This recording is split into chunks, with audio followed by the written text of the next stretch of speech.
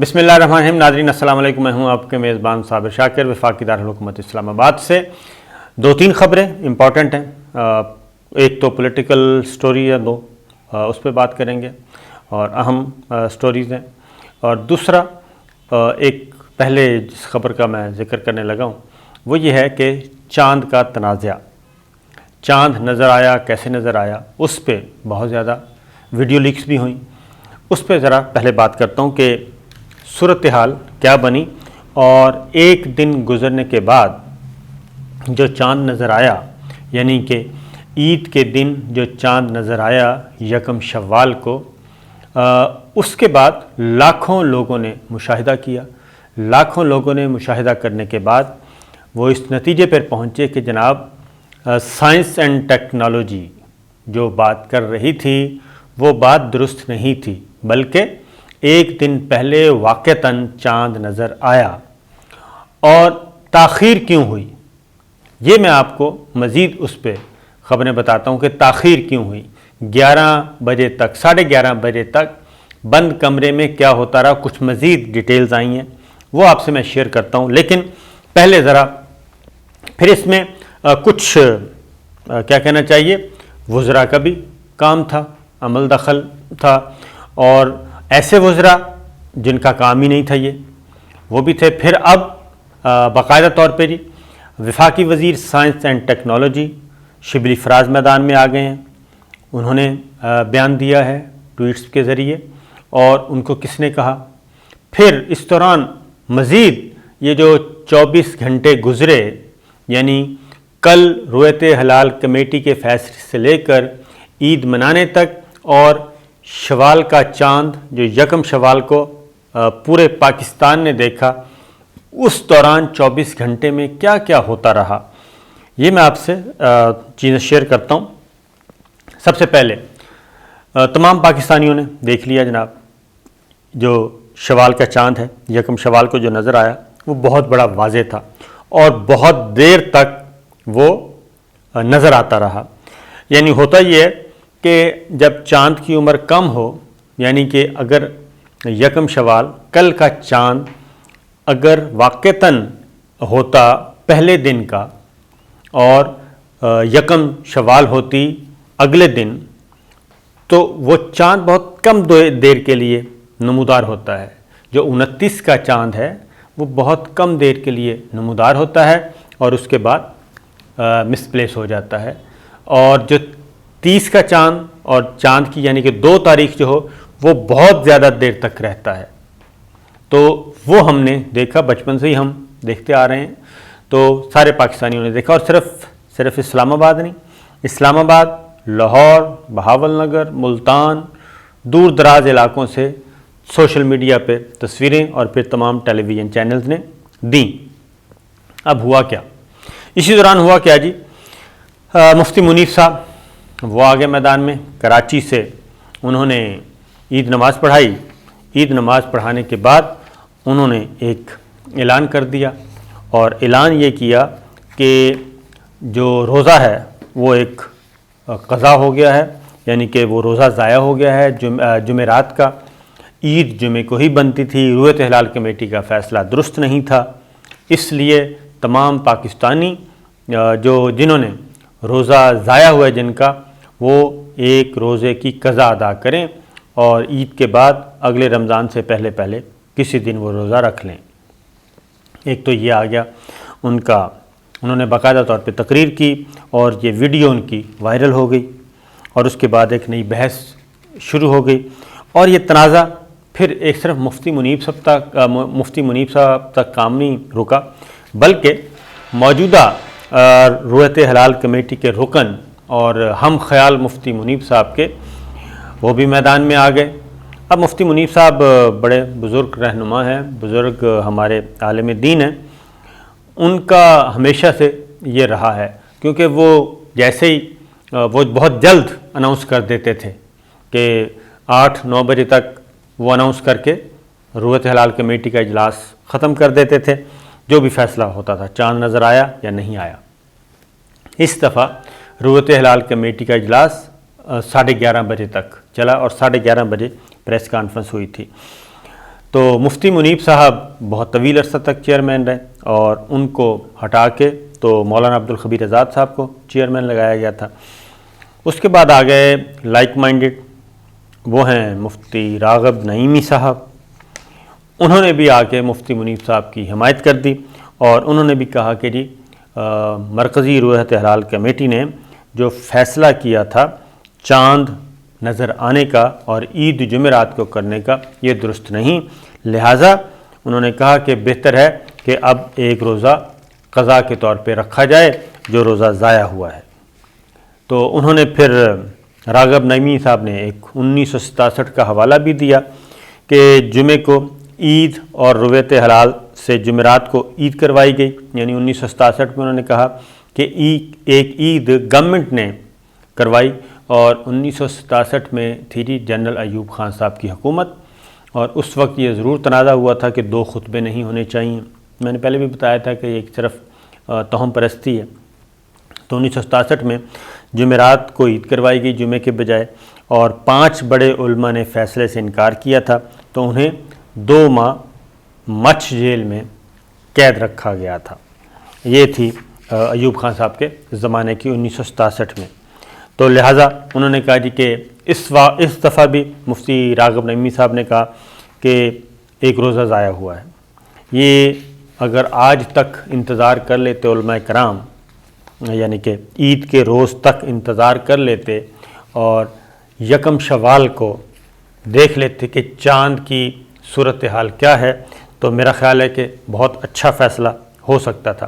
امریکہ اور کینیڈا نے بھی اس دفعہ عید ایک ساتھ منائی، اور البتہ انڈیا، بنگلہ دیش، ایران، یہاں پہ عید جو ہے وہ جمعۃ المبارک کو، یعنی کہ آج وہاں پہ عید منائی جائے گی جمعۃ المبارک کو۔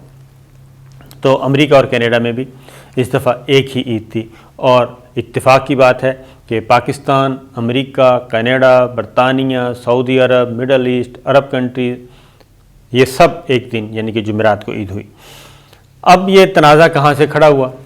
یہ تنازع کھڑا ہوا جی مولانا یاسین صاحب کی ایک گفتگو سے، جو کہ ویڈیو آپ نے سن لی ہے، اس سے تنازع شروع ہوا۔ انہوں نے کہا کہ مفتی منیب صاحب ہوتے تو کب تک کا اعلان کر کے جا چکے ہوتے کہ چاند نظر نہیں آیا۔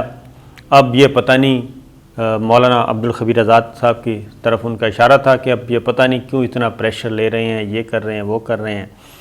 اب ذرا میں آپ کو مزید تھوڑی سی انفارمیشن دے دیتا ہوں، کیونکہ 1 شوال کو جو چاند نظر آیا اس کے مطابق چاند جو ہے وہ رویت ہلال کمیٹی کا فیصلہ درست نکلا، اور عبدالخبیر آزاد صاحب پہ جو ارکان دباؤ ڈال رہے تھے ان کا دباؤ غلط نکلا، اور وہ ایک پریشر کے تحت یہ کام کر رہے تھے، صرف ضد کی وجہ سے، اور بس کہ وہ زیادہ بات نہیں کرنی چاہیے، اس کی وجہ سے وہ یہ کام کر رہے تھے، کیونکہ وہ سارا روز روشن کی طرح عیاں ہو گیا جی۔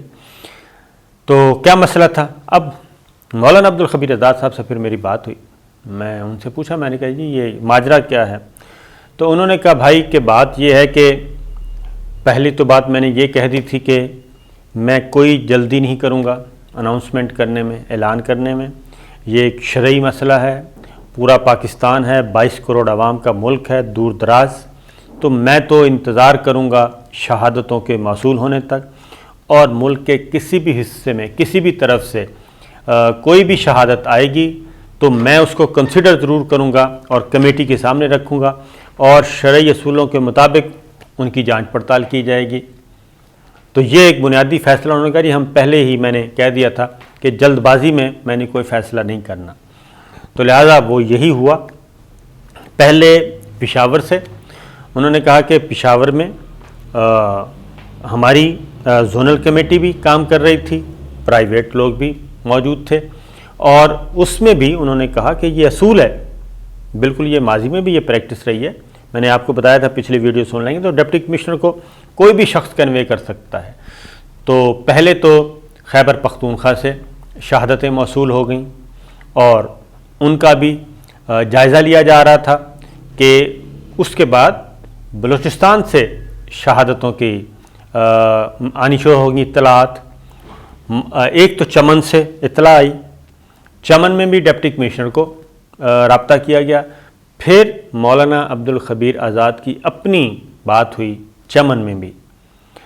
جن لوگوں نے چاند دیکھا ایک خطیب تھے اور پلس نمازی تھے, یعنی کہ انہی کی مسجد میں نماز پڑھنے والے لوگ, انہوں نے بھی چاند دیکھا. 6 باقاعدہ طور پہ براہ راست بات کی گئی, سوالات کیے گئے اور اس پہ تسلی کی گئی.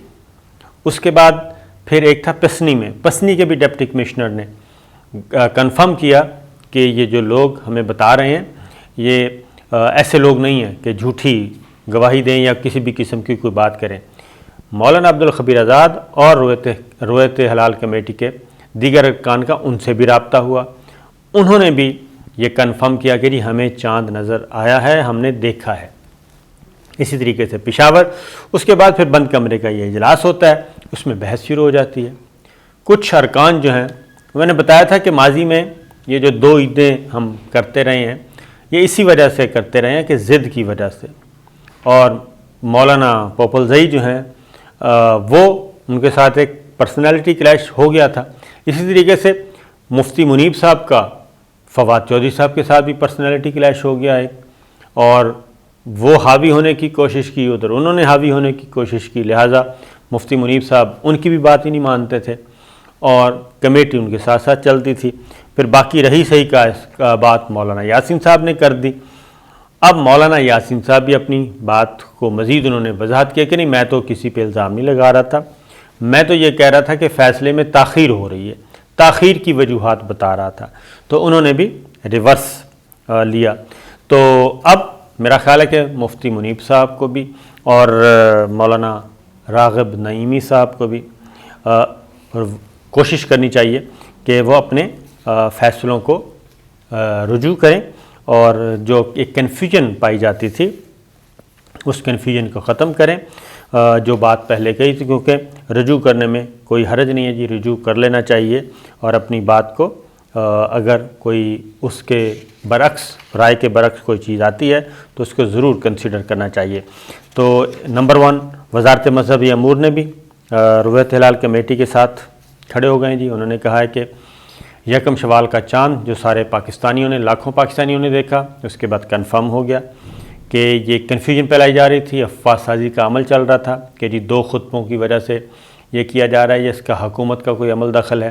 تو یہ بات ختم ہوگی. بلکہ یہ بات ضرور ہوئی کہ مولانا عبدالخبیر آزاد صاحب سے کہا گیا کہ جناب بس اناؤنس کریں آپ.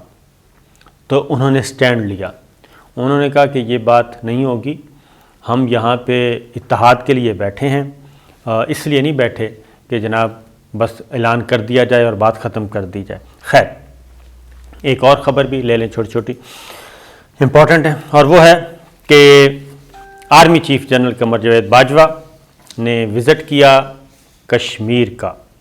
لائن آف کنٹرول پہ گئے اور آخری مورچوں میں بیٹھے فوجی جوانوں اور افسروں کے ساتھ انہوں نے عید منائی, اور ایک بڑا سٹیٹمنٹ ان کی طرف سے بھی آ گیا ہے. پہلے وزیر اعظم عمران خان کی طرف سے آیا اور اب army chief general Qamar Javed Bajwa کی طرف سے بھی سٹیٹمنٹ آ گیا ہے.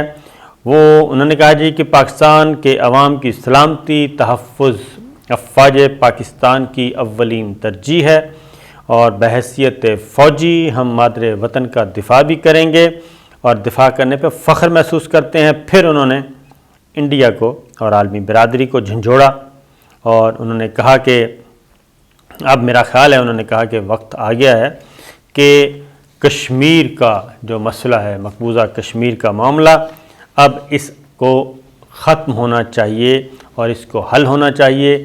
کشمیر میں انسانی المیے جنم لے رہے ہیں اور ان انسانی المیوں کو اب ختم کیا جائے, اور اس کا واحد حل یہ ہے کہ عالمی برادری اور اقوام متحدہ اور انڈیا اس ظلم و ستم بند کرے کشمیر میں, نمبر 1, اور عالمی برادری اپنے وعدے کی پاسداری کرے اور قراردادوں کے مطابق مقبوضہ کشمیر کا معاملہ حل ہو.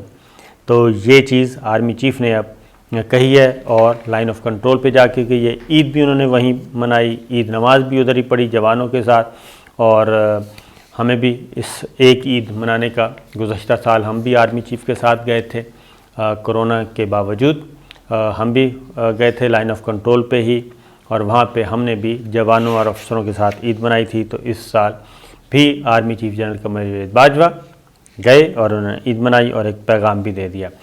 ایک اور خبر ہے، وہ ہے شہباز شریف صاحب کا نام ECL میں ڈالنے کا معاملہ۔